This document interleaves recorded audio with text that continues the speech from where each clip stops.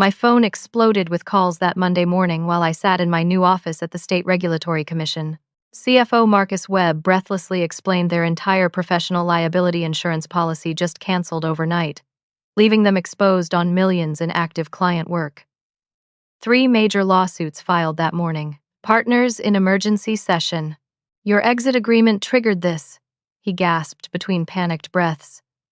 We need you back immediately. Sitting there in stunned silence, I realized my specialized regulatory certification was the invisible foundation holding up their entire operation, and now I held all the power. 3 months earlier, I was Pamela Richardson, Senior Regulatory Compliance Officer at Hartman & Associates, one of Boston's most prestigious financial consulting firms. Our mahogany-paneled offices occupied 3 floors of a gleaming downtown tower overlooking Boston Harbor, and our client roster read like a directory of New England's financial aristocracy.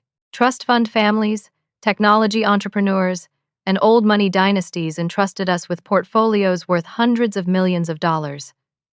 I genuinely believed I had found my dream career. What made me invaluable to the firm wasn't just my 8 years of experience or my magna cum laude degree from Boston University's School of Law. My true worth lay in my credentials. I held a rare dual certification in securities law and international financial regulations, a combination that required years of intensive study, comprehensive examinations, and maintaining spotless regulatory records. Only 12 people in Massachusetts possessed this specific pairing of qualifications, and I was the youngest by more than a decade. The certification process had consumed 3 years of my life, 18 months of graduate-level coursework, followed by 6-month internships at both the Securities and Exchange Commission and the International Monetary Fund. The final examinations lasted 4 grueling days, with pass rates below 15%. Maintaining the certifications required 60 hours of continuing education annually, plus periodic retesting to ensure current knowledge. My daily responsibilities involved reviewing client investment portfolios, ensuring compliance with federal and international regulations, and signing off on complex investment strategies. Every major financial decision required my explicit approval, because my credentials backed the firm's regulatory standing with government agencies. I took immense pride in being the guardian of our clients' financial safety and the firm's regulatory integrity. The discovery that would change everything began during what should have been a routine quarterly compliance audit. I was systematically reviewing client files when disturbing patterns emerged that made my stomach clench with anxiety. The firm was systematically misrepresenting client risk profiles to justify charging dramatically higher management fees. High-risk cryptocurrency ventures were classified as traditional conservative investments. Speculative overseas markets appeared in client statements as stable domestic mutual funds. Hedge fund investments with potential for total loss were described as moderate growth opportunities. The misrepresentations weren't occasional errors, but deliberate, systematic fraud affecting dozens of client accounts. I spent 3 weeks meticulously documenting every irregularity, working late into evenings and sacrificing weekends to build comprehensive evidence files. The scope was breathtaking. 43 major client accounts representing over $200 million in assets were affected by fraudulent risk classifications. The firm charged premium fees for conservative portfolio management while secretly exposing clients to massive regulatory violations. The human cost haunted me during sleepless nights. Mrs. Eleanor Patterson, a 72-year-old widow, had entrusted us with her late husband's life insurance payout, specifically requesting low-risk investments to preserve her retirement security. The Morrison family, a young couple with twin toddlers, depended on their carefully managed portfolio to fund their daughters' college educations. Young professionals had saved for years to afford our premium services, believing their life savings were protected by our expertise and regulatory compliance. These weren't abstract numbers on computer screens. Every misclassified investment represented someone's financial future, retirement dreams, or children's educational opportunities. If regulatory authorities discovered the violations, these innocent clients faced potential criminal liability for unwitting participation in securities fraud. The weight of responsibility crushed my spirit as I compiled evidence that could destroy dozens of lives. I genuinely cared about these families and individuals who trusted us with their most precious financial assets. They deserved protection, not exploitation for corporate profit maximization. I scheduled a private meeting with senior partner David Hartman, a distinguished silver-haired gentleman whose Harvard law degree dominated one wall of his corner office. His reputation for brilliant legal strategy and ethical leadership had attracted me to the firm initially. Surely he would address these violations immediately upon learning about them. He listened with the practiced patience of someone accustomed to managing anxious employees, occasionally nodding while reviewing my documentation. His expensive suit and confident demeanor radiated the authority of 3 decades practicing financial law at the highest levels. "Pamela, I appreciate your thoroughness, but you're overthinking this situation," he said calmly, adjusting his silk tie. "These are administrative details that sophisticated investors understand. Our clients are wealthy, educated people who comprehend market complexities and accept associated risks. But David, we're not properly disclosing the actual risk levels," I pressed, feeling my voice tremble with emotion. These classification errors could trigger federal investigations that would destroy innocent families financially and legally. His expression hardened noticeably. Transformation from paternal concern to cold corporate authority. "I've been practicing financial law for 30 years. Pamela, trust me when I say you're seeing problems that simply don't exist. Our legal team reviews every client agreement thoroughly." The conversation left me profoundly shaken and questioning my professional judgment. Had I misunderstood complex regulations? Were my concerns truly unfounded paranoia? The self-doubt was almost overwhelming, but my documentation remained irrefutable evidence of systematic violations. Colleagues who once invited me to lunch began avoiding eye contact in hallways. Conference room discussions stopped abruptly when I entered. My formerly warm relationships with coworkers deteriorated into awkward silence and whispered conversations that ceased when I approached. Sarah Wells from Human Resources mentioned during a casual encounter that some staff members felt I was creating unnecessary workplace drama and questioning established firm procedures without proper authority. The isolation deepened my anxiety while reinforcing my determination to protect our clients. My continued investigation revealed increasingly disturbing evidence. The firm's entire compliance structure depended on my credentials backing their regulatory standing, but they were systematically using my authority for matters I had never reviewed or approved. Client contracts prominently listed my certifications as guaranteeing investment strategies I had never examined. Marketing materials featured my regulatory qualifications to attract new business while concealing the scope of their operations from me. The most chilling discovery came through pure accident. While searching for a misfiled client document, I found internal correspondence between senior partners discussing how to maximize the Richardson credentials for business expansion. They referred to my professional qualifications as our regulatory insurance policy and discussed expanding client services under her compliance umbrella without my knowledge or consent. I realized with growing horror that they had constructed their entire business model around my credentials while systematically hiding the full scope of their operations from me. Every client signature, every investment approval, every regulatory filing carried my implicit professional endorsement through the firm's documented compliance structure. If federal authorities investigated these violations, I would be held personally responsible for misconduct I never knew existed. The ethical nightmare was complete. I faced potential criminal liability for fraud I hadn't committed, professional sanctions for violations I hadn't approved, and civil lawsuits from clients I had tried to protect. My credentials, earned through years of dedication and study, were being weaponized against both me and the innocent families who trusted our firm. I made my final decision on a rain-soaked Tuesday morning in late September, watching water stream down my apartment windows while reviewing evidence files one final time. My resignation letter was brief, professional, and carefully worded to avoid triggering immediate retaliation, while requesting the standard 2-week notice period to properly transition my responsibilities to another qualified professional. HR Director Sarah Wells seemed genuinely surprised when I appeared at her office door Wednesday morning with the formal resignation document. Her expression shifted from casual morning pleasantness to concerned attention as she read my carefully crafted words. "Pamela, is this about workload management? We can certainly adjust your client assignments or bring in additional support staff. You're incredibly valuable to our operations. It's not about workload, Sarah. I have fundamental ethical concerns about firm practices that cannot be resolved through personnel adjustments or additional resources. Within 60 minutes, David Hartman appeared at my office doorway, his usual commanding presence slightly diminished by obvious anxiety. Pamela, let's discuss this situation reasonably. Clearly something has upset you, and am confident we can address your concerns appropriately. His counteroffer exceeded anything I had imagined possible. Substantial salary increase bringing my annual compensation to $350,000. Immediate promotion to partner track with equity participation. Corner office with spectacular harbor views. Complete authority over compliance decisions with expanded staff reporting directly to me.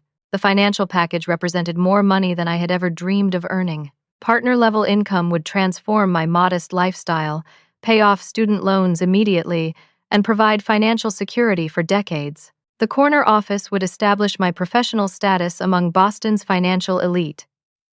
I genuinely appreciate the generous offer, David. But my concerns aren't financial in nature. These are ethical issues that cannot be resolved through compensation or position adjustments. His demeanor shifted dramatically from generous mentor to subtle threatener. The transformation was gradual but unmistakable, like watching storm clouds gather on a previously clear horizon. You realize how challenging the current job market is for compliance officers, especially those leaving under contentious circumstances. Financial firms communicate extensively with each other about personnel issues. Departing under disputed conditions could significantly affect your future employment prospects throughout New England. The threat was diplomatically phrased but absolutely clear. Cross David Hartman, and my career in financial compliance would effectively end. He possessed connections throughout the industry and influence to destroy my professional reputation with strategic phone calls and carefully worded references. That evening, I contacted Jennifer Walsh, my former law school roommate who had built a successful practice specializing in employment law and workplace retaliation cases. Her Cambridge office overlooked Harvard Square, and her reputation for protecting employees from corporate abuse was legendary among Boston's legal community. Document absolutely everything, Pamela, she advised after reviewing my evidence files. Implied threats about industry blacklisting constitute illegal retaliation under Massachusetts employment law. But be extremely careful. Firms like Hartman possess substantial resources to make employment disputes expensive, prolonged, and professionally destructive, even when employees ultimately prevail. Thursday morning brought escalated pressure tactics. Sarah Wells presented me with an exit agreement described as standard procedure for senior compliance officers, while emphasizing the firm's preference for clean departures that protect everyone's mutual interests. The document was significantly more complex than typical severance paperwork. Comprehensive non-disclosure provisions prevented me from discussing any aspect of firm operations, client relationships, or internal procedures. Extensive non-compete restrictions limited my employment options throughout New England for 18 months. Most concerning was an unusual clause requiring immediate termination of all professional certifications associated with the firm upon departure. This immediate termination clause seems highly unusual. Sarah. Typically, credential transfers and administrative updates take several weeks to process through regulatory agencies. Our professional liability insurance provider requires immediate personnel updates when compliance officer positions change.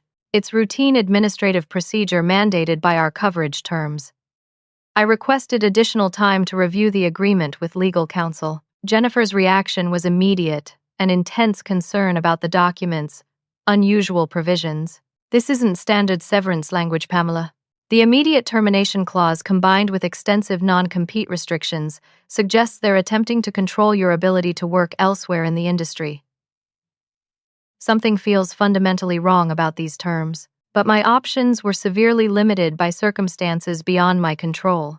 The Massachusetts State Regulatory Commission had offered me a prestigious position as senior examiner, a career-defining opportunity that represented everything I had worked toward: meaningful public service, protection of investor interests, and authority to investigate exactly the type of misconduct I had discovered at Hartman. Any suggestion of contentious departure circumstances would immediately jeopardize that opportunity. Government positions required absolutely clean employment records and positive references from previous employers. Controversial departures or legal disputes would disqualify me from consideration regardless of the underlying merits. During my final week, office conversations carried increasingly ominous undertones that felt like psychological warfare, designed to break my resolve. Sarah Wells privately mentioned potential staff layoffs if major clients departed due to compliance disruptions. Longtime colleagues expressed genuine worry about their mortgages, children's private school tuition, and family financial security. The emotional manipulation was subtle but devastatingly effective. These weren't abstract corporate employees, but friends and colleagues whose families depended on firm stability. Young associates with recent law school debt, administrative staff supporting elderly parents, senior colleagues approaching retirement with insufficient savings, and schools all potentially casualties of my ethical stand. Friday afternoon brought the discovery that transformed my understanding of the firm's true intentions. While walking past the main conference room, I overheard a conversation between David Hartman and senior partner Robert Chen that chilled my blood. Once she signs the exit agreement, we'll classify her departure as termination for cause. Professional incompetence and inability to handle senior responsibilities. That classification should protect us legally if she attempts causing trouble later. They never intended to honor any agreement for clean departure. The plan was deliberate character assassination, while hiding behind non-disclosure provisions that legally prevented me from defending myself. My professional reputation would be systematically destroyed through carefully crafted lies about incompetence and poor performance. The revelation crystallized my impossible situation. Sign the agreement and accept professional assassination, or refuse and face immediate retaliation that would destroy my government opportunity. Either choice led to career destruction, but at least signing provided some legal documentation of their misconduct for future use. The firm delivered their final ultimatum Thursday afternoon with corporate precision designed to maximize pressure while minimizing my options. 24 hours to sign the exit agreement with Friday departure required regardless of my decision. Sarah Wells emphasized that unsigned agreements would result in standard termination procedures, which I now understood meant immediate character assassination and industry blacklisting. Thursday evening found me sitting alone in my modest Cambridge apartment with the exit agreement spread across my kitchen table like evidence in a criminal case. Rain drummed against windows while I contemplated the impossible choice between immediate career destruction and delayed professional assassination. The weight of decision felt crushing, knowing that either path led to serious consequences. Jennifer's final advice echoed through my mind during that sleepless night. Sometimes you must accept short-term tactical retreat to achieve long-term strategic victory. Document your concerns thoroughly. Sign the agreement to protect your immediate interests, but preserve evidence of their misconduct. Truth has a remarkable way of surfacing eventually, often when least expected. Friday morning arrived gray and cold, matching my emotional state as I walked into Sarah Wells' office for the final time as a Hartman employee. Her relief was palpable and poorly concealed as she witnessed my signature on multiple document pages and immediately processed termination paperwork through the firm's human resources systems. Building security will escort you from the premises within 1 hour, she explained with bureaucratic efficiency. This is standard procedure for all departing compliance officers due to the sensitive nature of client information access. The security escort felt deliberately humiliating, designed to reinforce my powerlessness while providing maximum embarrassment before former colleagues. 2 uniformed guards accompanied me to my office, watched while I packed personal belongings into cardboard boxes, and ensured I accessed no firm files, client records, or proprietary information. 5 years of professional development materials, client relationship notes, industry research, and continuing education records remained behind as firm property. Certificates, awards, and personal photographs were the only items I could retrieve from my former professional life. The walk through office corridors with my pathetic cardboard box felt like a perp walk broadcast for maximum humiliation. Former colleagues avoided eye contact while engaging in obviously staged conversations designed to demonstrate their loyalty to firm management. Whispered discussions followed my path toward the elevator, creating an atmosphere of gossip and speculation about my departure. Professional relationships I had treasured for years dissolved into awkward silence and barely concealed judgment. People who had celebrated birthdays, shared holiday parties, and supported each other through personal challenges suddenly treated me like a dangerous stranger who might contaminate their careers through association. The elevator ride to street level provided final moments of reflection about the bridge-burning finality of my decision. Once those doors opened onto the sidewalk, I would be permanently outside the financial industry establishment that had defined my professional identity for nearly a decade. Saturday and Sunday, I focused intensively on preparing for my new position while trying to process the emotional trauma of workplace betrayal. The State Regulatory Commission role represented everything I had worked toward throughout my career: meaningful public service, protection of investor interests, and authority to investigate misconduct like I had discovered at Hartman. What firm leadership didn't realize was the extent of my preparation for exactly this scenario. Before signing any exit agreement, I had legally transferred copies of my misconduct documentation to my new supervisor at the Commission through appropriate whistleblower channels. My evidence was safely preserved in government files regardless of non-disclosure restrictions. The firm's celebration of my departure was premature and based on fundamental misunderstanding of my capabilities and connections. David Hartman sent an email to all staff describing my leaving as mutual agreement to pursue other opportunities while expressing confidence in the firm's continued success without my involvement. They believed they had successfully neutralized any threat I represented while securing legal protection through non-disclosure provisions. Senior partners probably spent the weekend congratulating themselves on clever manipulation of a naive employee who lacked sophisticated understanding of corporate politics. Sunday evening brought devastating news through an industry contact that confirmed the firm's true intentions. They were actively undermining my professional reputation throughout Boston's tight-knit financial community, telling clients and competitors that I had been terminated for incompetence and was under investigation for professional misconduct. The lies were spreading systematically through carefully orchestrated conversations designed to destroy my industry credibility. Former colleagues reported hearing detailed stories about my alleged poor performance, inability to handle senior responsibilities, and questionable professional judgment that had supposedly necessitated my removal. Jennifer confirmed that this constituted clear illegal retaliation under both state and federal employment law, but legal remedies would require months of litigation that might interfere with my new government position. The immediate damage to my reputation would occur faster than legal protection could prevent it. I realized with crystal clarity that the firm never intended to honor any aspect of our agreement.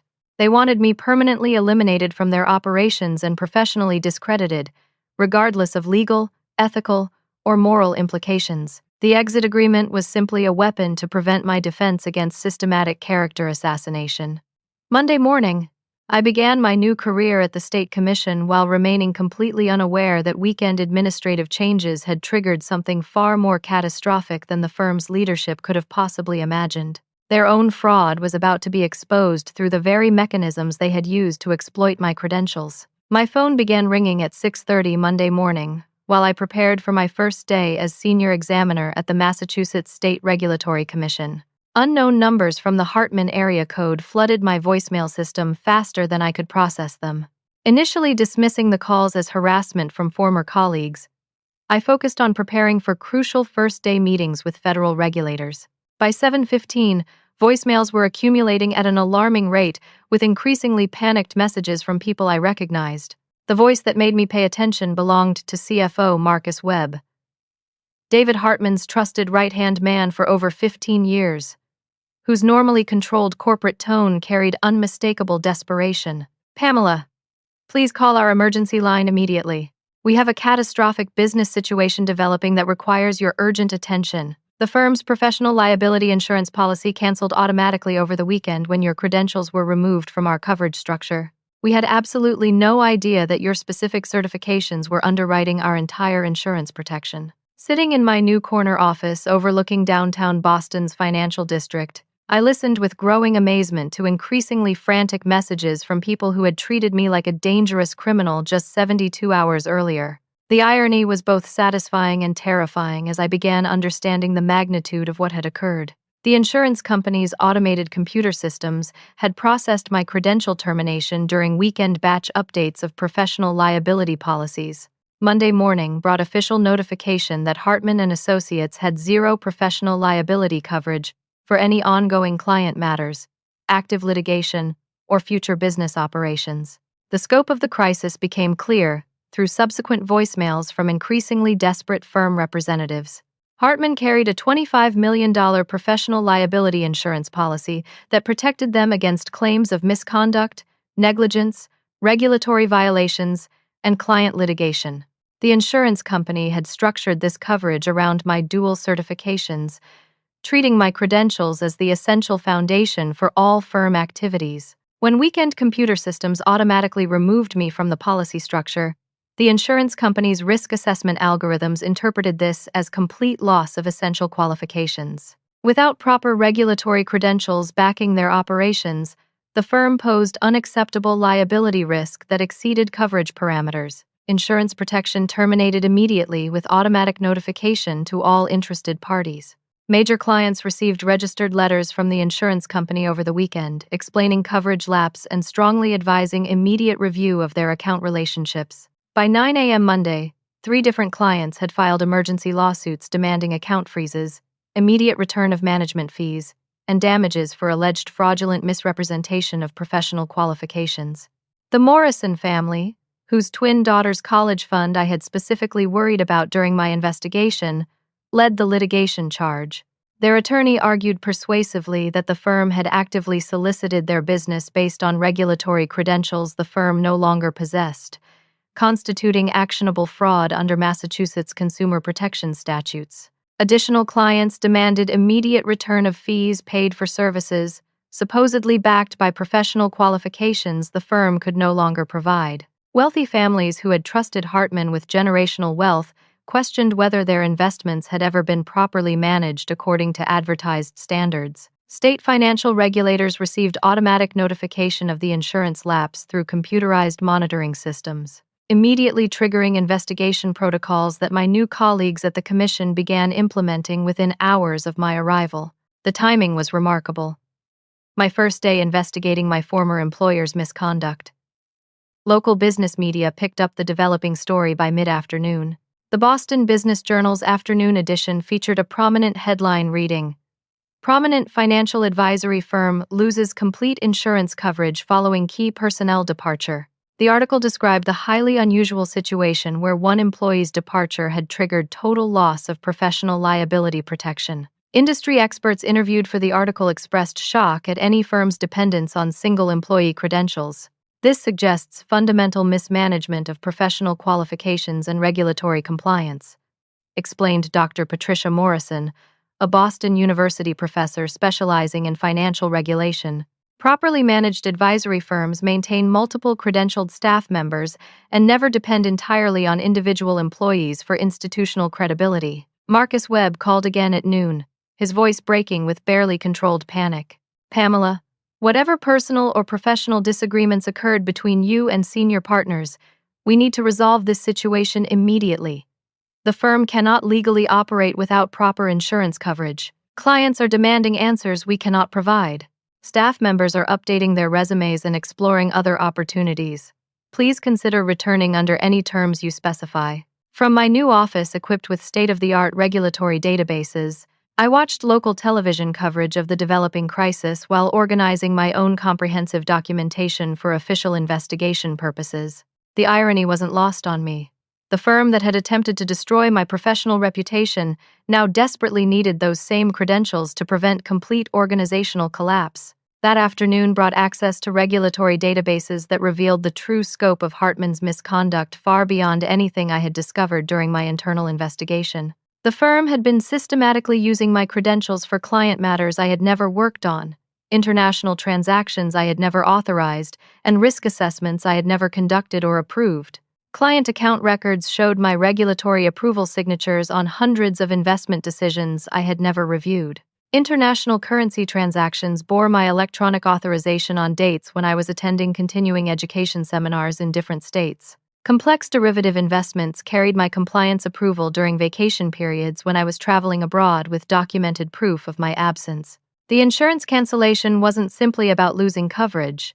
It exposed years of systematic credential fraud where the firm had falsely represented my direct involvement in hundreds of client matters. They had essentially forged my professional approval for activities far beyond my knowledge, creating a house of cards that collapsed the moment my credentials were legitimately removed. My new supervisor, Director Rachel Morgan, reviewed this evidence with growing amazement and concern.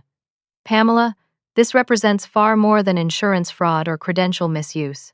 They've been operating an elaborate criminal enterprise using your qualifications to systematically deceive clients, regulators, and insurance providers about the scope and nature of their operations. The magnitude of discovery was both vindicating and terrifying.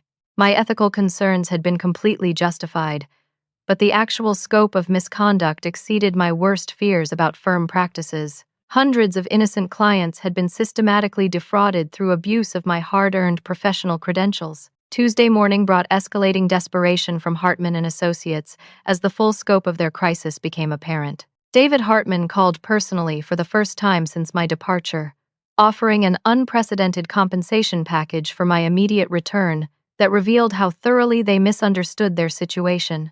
The proposal included full partnership equity stake worth potentially millions of dollars, guaranteed annual income of $450,000 regardless of firm performance, complete authority over all compliance decisions with veto power over partner votes, and a formal public apology for any misunderstandings during my departure process. Pamela, I want to personally acknowledge that we may have mishandled your concerns, David said with carefully practiced humility. Your expertise is clearly irreplaceable, and we're prepared to restructure firm operations around your professional standards and ethical requirements. When financial incentives failed to produce immediate capitulation, the threats began escalating rapidly. Wednesday afternoon, I received a formal call from the firm's external legal counsel threatening aggressive litigation for what they characterized as deliberate sabotage of business operations through malicious credential manipulation. Ms. Richardson intentionally concealed the insurance implications of her departure, while maintaining knowledge that would damage client relationships, the attorney claimed, with prosecutorial confidence.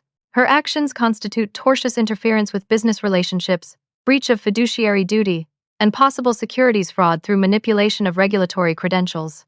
Jennifer's response was swift, decisive, and barely controlled fury at their legal incompetence. They're threatening to sue you for exposing their own systematic fraud. Document every communication and preserve all evidence. This level of desperation suggests they're facing complete organizational collapse and criminal liability. Media coverage intensified throughout the week, as investigative reporters uncovered additional details about the firm's unusual vulnerability. The Boston Globe's business section featured a comprehensive investigative piece about professional liability insurance and credential dependencies in financial services that quoted industry experts expressing shock at Hartman's situation. This case reveals fundamental gaps in industry oversight and firm management practices, explained Dr. Robert Hayes, a Harvard Business School professor researching corporate governance in financial services. No properly managed advisory firm should depend entirely on single individuals for institutional credibility or regulatory compliance.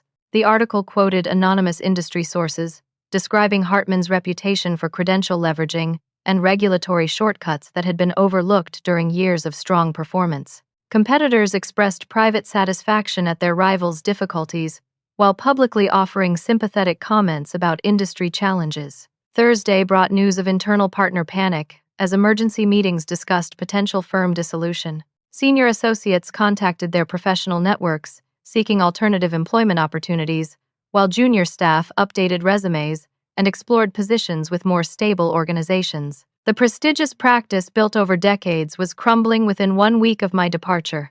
From my advantageous position at the State Commission, I accessed comprehensive regulatory databases, revealing systematic billing fraud spanning multiple years throughout Hartman's client relationships. The firm had charged clients premium rates for my professional time on matters I never touched, essentially selling my credentials to justify services I never provided or approved. Client billing records showed thousands of hours attributed to my work on international compliance reviews I had never conducted. Complex regulatory filings carried my electronic signature with dates and times, proving I was physically elsewhere during alleged preparation periods. The scope of billing fraud potentially exceeded tens of millions of dollars across hundreds of client accounts. My new supervisor, Director Rachel Morgan, assigned additional staff to review my documentation as evidence mounted of extensive criminal activity. Pamela, this investigation has evolved beyond regulatory violations into potential federal criminal charges. were coordinating with FBI financial crimes units and federal prosecutors to ensure appropriate criminal referrals.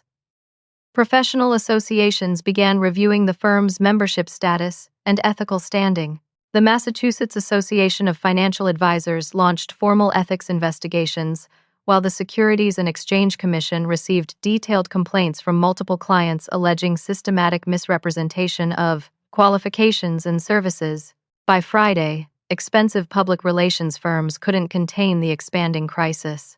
Local television stations covered the developing story during primetime evening news broadcasts, featuring interviews with affected clients and industry experts discussing implications for regulatory oversight and consumer protection. Social media discussions among financial professionals expressed disbelief at the firm's dependency on single-employee credentials, while questioning how such vulnerability had escaped regulatory attention for years. Professional forums debated whether similar risks existed at other prominent advisory firms throughout the industry. Throughout this chaos, I experienced profound emotional transformation as initial hurt and anger evolved into determined commitment to protect other professionals and clients from similar systematic abuse. The firm's attempts to destroy my reputation had backfired spectacularly, creating unprecedented opportunity to expose criminal misconduct that threatened investor protection throughout the region.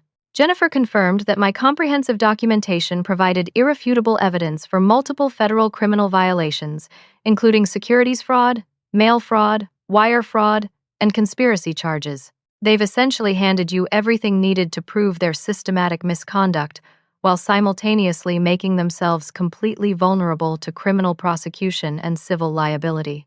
The firm that had dismissed my ethical concerns as administrative details now faced criminal investigation, civil litigation, regulatory sanctions, and complete organizational collapse.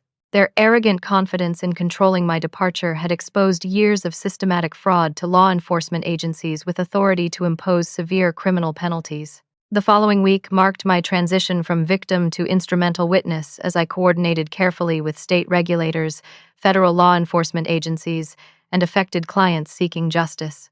Director Morgan assigned me to lead the Commission's comprehensive investigation into Hartman and Associates, creating the unprecedented situation where I was officially investigating my former employer's systematic misuse of my own professional credentials. My evidence presentation to the regulatory panel was methodical, comprehensive, and devastating to any defense the firm might attempt. Years of meticulous record-keeping provided perfect documentation showing systematic fraud, billing irregularities, credential misuse, and deliberate deception, spanning hundreds of client relationships and millions of dollars in fraudulent charges. This represents one of the most sophisticated and extensive credential fraud schemes we have encountered in 20 years of financial regulation. Director Morgan announced during the public hearing that drew standing room-only attendance from industry professionals, media representatives, and affected clients. A supposedly respected advisory firm systematically misrepresented their qualifications to clients, regulators, insurance providers, and law enforcement agencies. Panel members expressed amazement at both the scope and audacity of the violations, as I presented evidence chronologically from initial discovery through systematic documentation of fraudulent practices. The hearing room remained silent except for occasional gasps of disbelief as evidence revealed the depth of systematic deception. Media cooperation became strategic advantage rather than unwanted burden. I provided a carefully planned interview to investigative reporter Amanda Chen at the Boston Globe, maintaining strict control over narrative presentation while preserving my professional dignity and focusing attention on client protection rather than personal vindication. The resulting front-page article portrayed me as a principled whistleblower protecting innocent investors rather than a disgruntled employee seeking personal revenge against former colleagues. The coverage emphasized my sacrifice of lucrative career advancement to expose systematic fraud that threatened hundreds of families, financial security. Professional solidarity emerged from unexpected sources throughout New England's financial community. Compliance officers from competing firms rallied to support my whistleblower efforts, recognizing that credential abuse threatened the integrity of their profession and endangered legitimate practitioners' reputations. The National Association of Securities Compliance published a prominent editorial praising my courage while condemning firms that systematically exploit individual credentials for institutional gain. Pamela Richardson exemplifies the highest ideals of our profession, wrote Association President Dr. Linda Foster. Her willingness to sacrifice immediate career advancement for fundamental ethical principles protects the integrity of financial regulation and investor protection nationwide. Unable to obtain replacement insurance coverage given extensive regulatory investigations and negative media attention, Hartman and Associates faced immediate closure of all client operations and business activities. No insurance company would provide professional liability coverage for a firm under active criminal investigation with documented history of systematic credential fraud. Individual partners faced severe personal liability for actions taken under false professional credentials. Marcus Webb hired personal criminal defense attorneys as federal prosecutors opened parallel investigations into mail fraud, wire fraud, securities fraud, and conspiracy charges carrying potential prison sentences of decades. David Hartman's prestigious Harvard Law degree couldn't protect him from federal criminal liability for systematic misrepresentation of professional qualifications and deliberate fraud spanning multiple years. His reputation for legal brilliance became evidence of sophisticated criminal intent rather than mitigating factor for sentencing purposes. State regulators imposed unprecedented sanctions exceeding previous records for financial industry violations. The Commission revoked all firm licenses, imposed maximum allowable fines totaling millions of dollars, and required personal accountability measures targeting each individual partner for their role in systematic fraud. The Massachusetts Attorney General's office launched parallel criminal investigations, while federal prosecutors confirmed they were reviewing potential charges including securities fraud, mail fraud, wire fraud, racketeering, and conspiracy violations. The complex scheme involving multiple regulatory violations across state and federal jurisdictions suggested significant criminal exposure for all firm leadership. My vindication came through professional recognition rather than personal satisfaction with enemy destruction. The Massachusetts Bar Association invited me to deliver keynote addresses about ethical compliance challenges facing financial professionals. Prestigious professional journals requested articles about detecting, documenting, and reporting regulatory misconduct in institutional settings. The case became a catalyst for comprehensive industry-wide reform initiatives. State legislatures throughout New England considered new requirements for credential verification, transparency in professional qualifications, and enhanced protection for employees reporting regulatory violations. Insurance companies implemented enhanced monitoring protocols to prevent single point of failure coverage dependencies. Then came the career-transforming surprise that elevated my professional ordeal into national opportunity. Director Morgan informed me that I had been selected for a prestigious federal task force on financial compliance reform, working directly with congressional committees to strengthen regulatory frameworks and prevent systematic abuse like I had courageously exposed. Your unique experience provides invaluable insight into how sophisticated firms exploit regulatory systems for criminal purposes, she explained during a private meeting in her office. Federal policymakers desperately need someone who understands both the technical, regulatory requirements and the human cost of systematic abuse on innocent investors and dedicated professionals. The position involved working with Senate and House committees developing comprehensive reform legislation, consulting with federal agencies on enhanced oversight protocols, and providing expert testimony about regulatory gaps that enabled sophisticated fraud schemes to operate undetected for years. Personal growth accompanied professional advancement, as I realized my integrity and courage had opened doors I never imagined possible. Standing up for fundamental principles hadn't destroyed my career. It had elevated me to national prominence as a recognized expert in compliance reform and investor protection. 6 months after the insurance meltdown that exposed Hartman and Associates' criminal enterprise, the firm formally dissolved amid federal criminal charges and civil litigation that would continue for years. David Hartman faced 12 federal felony charges including securities fraud, mail fraud, and conspiracy, with potential prison sentences exceeding 20 years. His legal defense costs exhausted personal assets while criminal prosecution proceeded methodically toward trial. Marcus Webb declared personal bankruptcy while defending against multiple civil lawsuits from defrauded clients, seeking restitution for systematically fraudulent billing practices and investment mismanagement. His professional reputation was permanently destroyed, as evidence revealed his central role in orchestrating credential fraud and billing manipulation spanning multiple years. Sarah Wells from Human Resources struggled to find employment after word spread throughout the industry about her complicity in systematic credential fraud and illegal retaliation against whistleblowing employees. Her professional network abandoned her as former colleagues distanced themselves from association with criminal misconduct.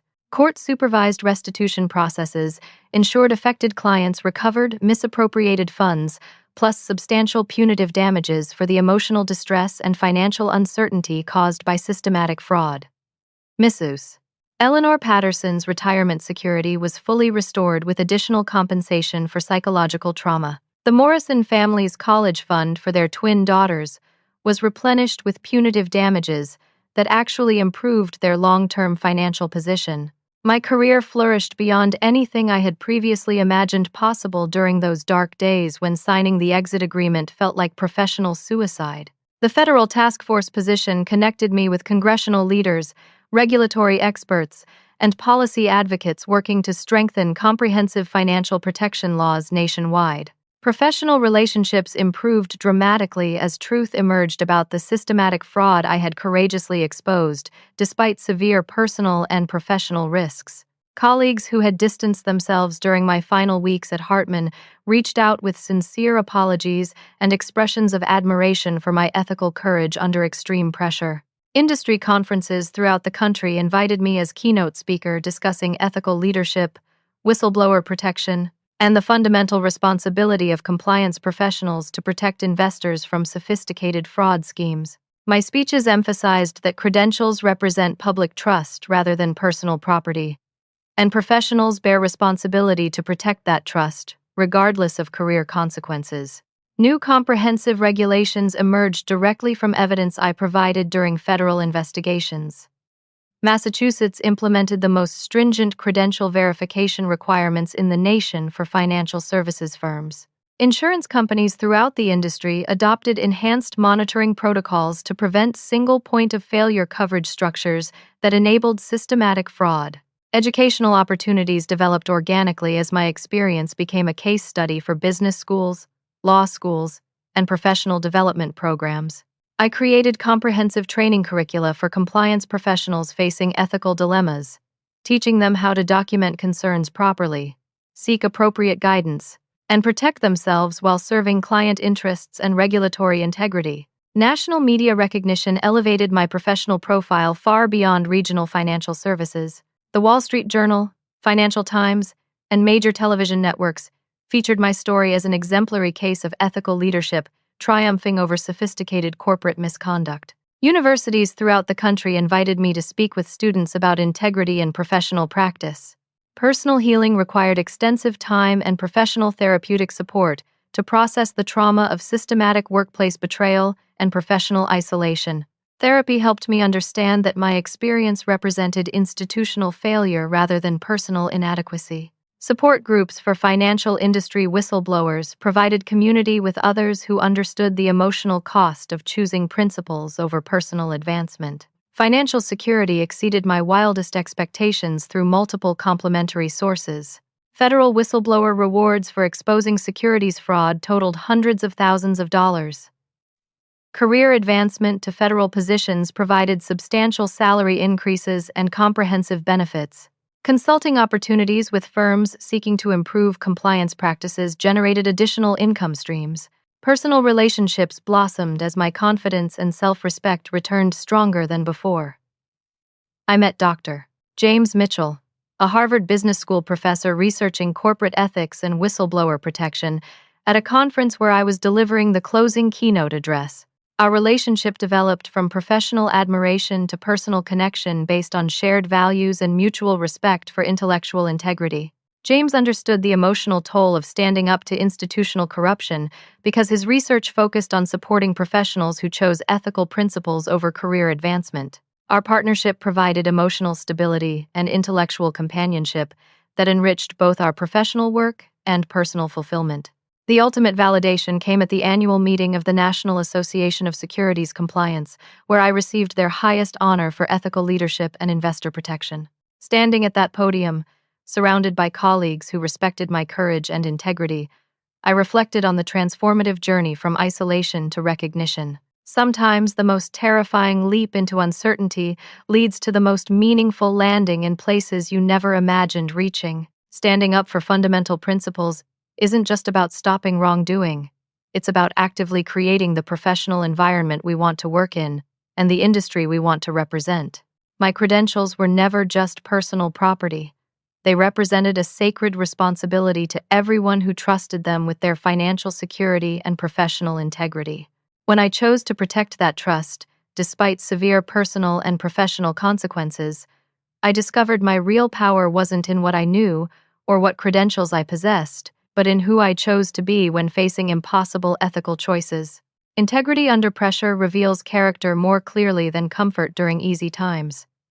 The ordeal fundamentally transformed me from rule follower to rule maker, from individual practitioner to systemic reformer. My experience influenced federal legislation, state regulations, and industry standards that now protect both professionals and clients from the systematic abuse I courageously exposed, despite overwhelming pressure to remain silent. Today, serving as Deputy Director of the Massachusetts State Regulatory Commission and Senior Consultant to Congressional Oversight Committees, I oversee investigations into financial misconduct while developing policies that prevent future systematic abuse. My office wall displays the National Ethics Award alongside my original professional credentials, serving as daily reminder that qualifications mean nothing without personal integrity. The most satisfying aspect of my current role involves mentoring young compliance professionals who face ethical challenges similar to those that once seemed overwhelming. I teach them that professional credentials represent public trust rather than personal achievement, that integrity cannot be compromised for career advancement under any circumstances, and that standing up for fundamental principles ultimately creates the strongest possible foundation for meaningful long-term success. My experience demonstrates that doing the right thing, even when consequences seem potentially devastating, often leads to outcomes more personally and professionally rewarding than we ever imagined possible. The courage to stand up for others when they cannot protect themselves reveals strength we didn't know we possessed and opens opportunities we never thought accessible. Have you ever faced a situation where doing the right thing seemed to threaten everything you had worked so hard to achieve? Share your experience in the comments below because your courage might inspire someone else facing similar impossible choices between integrity and advancement. If this story resonated with your own struggles between principles and pressure, please give it a like to help others find encouragement during their most difficult professional moments. Subscribe to hear more stories about integrity, courage, and the unexpected ways that standing up for fundamental values can transform both individual lives and entire industries. Share this with anyone who might need reminding that choosing ethical principles over personal advancement, even when the immediate cost seems overwhelming, often creates possibilities more meaningful and rewarding than anything we sacrifice to maintain our integrity. Thank you for listening to my story with patience and attention. May you find the strength to stand up courageously for your deepest values, especially when the potential cost seems terrifying, because that's precisely when you discover who you really are and what you're truly capable of achieving when guided by unwavering principles rather than temporary fears.